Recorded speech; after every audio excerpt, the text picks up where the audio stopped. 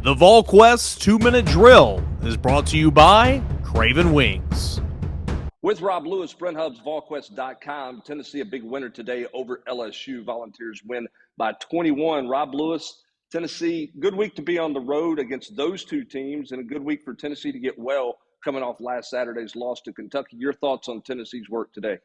Yeah, I mean, let's start off by saying, LSU, not a very good basketball team, but, you know, crazy things happen on the road all the time. And Tennessee, kind of made sure that this was not going to be one of those days right out of the gate. I guess, I thought they came out focused.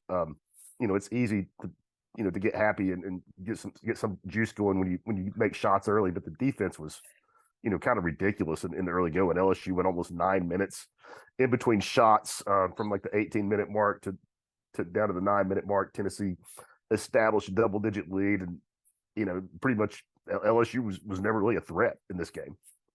Yeah, I mean, it was certainly one of those deals where LSU had a hard time scoring, and you knew that going in they were going to have a hard time scoring. It jumped out to me. I mean, back-to-back games for Zakai Ziegler where he's very productive, 10 assists, no turnovers today. Again, 37 minutes. Is this becoming appropriately maybe, or is this becoming officially his team as the point, and he's just kind of the little engine that could, Rob? Are we going to see this amount of minutes out of him night in and night out as we have this week?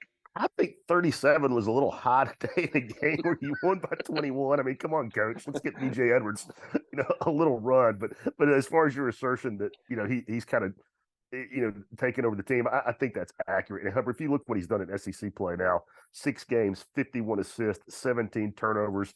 That's about 7.5 assists per game and a 3-to-1 assist to turnover ratio, which is spectacular when you've got the ball in your hands as much as he does.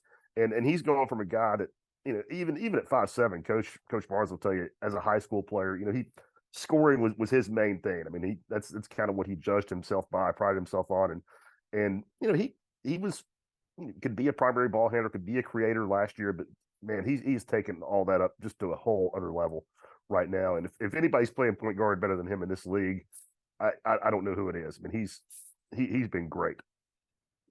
Yeah, he certainly has. The other thing that stood out to me too, Rob, was that this was another lineup that Rick Barnes went with today, in part because Euros was out with the illness. But when you look at the rebounding of this basketball team, you got Adu with 7, which you would expect. James has got 7. Tyreek Key today was 7. Those were the 3 leading rebounders for Tennessee. You've talked about lineup things. Is this a team that's best when Josiah Jordan James is at the 4? Is that where they go, you think, ultimately with this lineup down the stretch? Yeah, I 100%. I mean, I think by far and away, and I don't think it's close, Hubbard. And maybe I'm wrong, and I just love that lineup.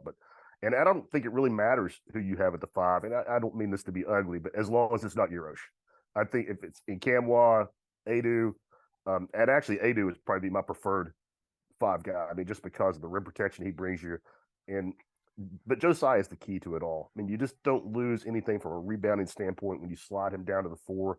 You don't lose anything from a physical presence standpoint. I mean, he can hold his own in there, and it really gives other teams a problem. I mean, there's not a lot of guys, or there are not a lot of teams that can match up with Josiah and Julian Phillips at the 4 and the 3. I mean, those are some long, versatile dudes that can give opponents a lot of problems. And Rick was going that way before Euros was sick. Before that happened, and the reason he just hadn't done it is simply because Josiah hasn't been practicing. And if you can't work that lineup in practice, coach was really reluctant to use it in the game. So I think you'll see that predominantly going forward. And I think it unlocks a lot of things offensively. Yeah, I was going to say, I mean, for Josiah, is the fact that he can guard the 4, does that make him a better offensive player? I mean, he had 22 points today. Part of that's LSU's defense not very good, but does that give him more options and more ability to go off the dribble if he wants to the mid-range game and do some different things because he's more athletic than most 4s he's going to go against? Yeah, I think 100%. And I think another aspect, a lot of those 4s that are going to guard him are not used to or not comfortable, chasing guys around the 3-point line. Josiah is 4'6" from there today, and I don't think that's a coincidence that most of the time he was probably being guarded by a guy that's just not comfortable 20 feet from the basket on defense. And then when you look at it, you mentioned the kind of the rotation of the 5. I mean, Any concern about where Kamwa is right now? He obviously didn't play very well against Mississippi State, didn't play well against Kentucky. Today, he was 1 of 4. He only picked up 3 rebounds, only had 1 in the first half. Is that just a funk, or what do you think's going on there, and how concerning is that for Rick Barnes? I mean, I think it's concerning. However, I mean, I don't want to push the panic button because I think Tennessee has answers.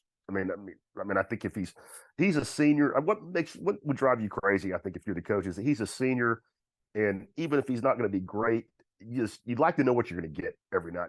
Hubbard, you've heard coaches say this forever. You don't want a guy who's an A one night and a D the next night. You'd rather have a guy who's just going to be a B, but he's going to be a B. Because you can plan around it. And right now, I mean, you just don't know what you're going to get from Olivier night in and night out. And, if I've got Jonas if I got 8 points and 7 rebounds from Jonas like I did today, if I'm Rick Barnes, I'm thrilled with that. I'll take that every night. And, I think you saw it happen today. Olivier played 17 minutes. Jonas played 20. Even with Euros, out, Olivier just played 17 minutes. So, I think Rick has options. And if Kamwa's going to no-show, I think you're going to see his minutes, dwindle. All right, last couple of things here. Julian Phillips, another double-digit game. He makes 2 threes. He gets to the free throw line 4 times. How imperative was it for him to build off of Tuesday night with another game today? I'm not saying it was perfect, but the offense is starting to flow a little bit better for him this week. How important is that for his confidence, you think? Oh, I think it's big, and he wasn't as aggressive today as I would like to see him. I mean, he was efficient. He got his 10 points on just 6 field goal attempts. But I think for him, when he hits that first 3-pointer, I think he's a different player. And he's not going to shoot 6 or 7 of them a game, but if defenses have to worry about that, I mean, that helps Tennessee spacing. I think it helps his confidence so much. And as a player, I mean, he's one of the few guys on the team that, really has that kind of first step where he can blow by dudes. And, that's kind of wasted if they don't have to guard you 21 feet from the basket. And that really unlocks, a whole different aspect of his game when he's hitting that and teams have to worry about it. But, I mean, I don't think you can overstate enough just, how important he is to this team if they're really going to reach their ceiling.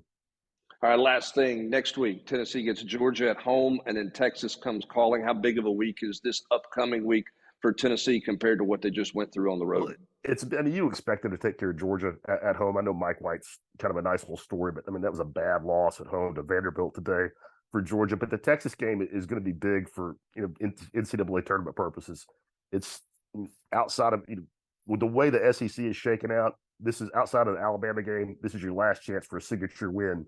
Unless you catch somebody in the tournament in Nashville, maybe you catch Alabama again. But Auburn's not a top 4 seed. Kentucky certainly isn't a top 4 seed. Arkansas would battle the injuries, not going to be a marquee win if you manage to get that one. So the Texas game, ESPN Game Day is going to be here. A lot of eyeballs are going to be on Tennessee.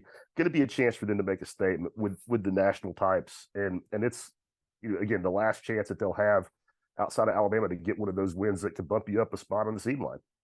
Well, Tennessee took care of business this week, bouncing back against Kentucky. They had 2 road opportunities, needed to handle business against 2 teams they were better than. They did that with the win Tuesday night against Mississippi State and a 21-point win over LSU today. That's going to do it for this edition of the Craven Wings Full Court Press. Don't forget to check out our good friends at Craven Wings. Check out all of their locations, and we can thank them for their continued support of Volquest.com. For Rob Lewis, I'm Brent Hubbs. Have a great rest of your weekend, everybody. When you're craving wings, it's got to be Craven Wings. Online at cravenwings.com.